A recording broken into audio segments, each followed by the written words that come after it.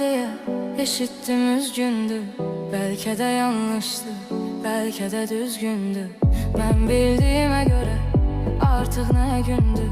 Beni canan axtarır, derdine derman axtarır. Beni canan axtarır, derdine derman axtarır. Beni çoxdan axtarır, olubdu peşman axtarır. Soruşubdu hər kəsdən, eşitdim ünvan axtarır.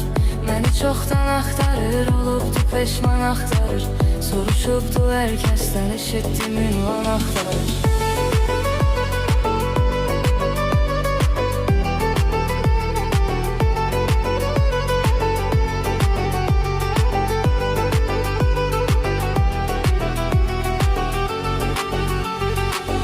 İstəyirəm bu səfər sadəcə bir huş olum.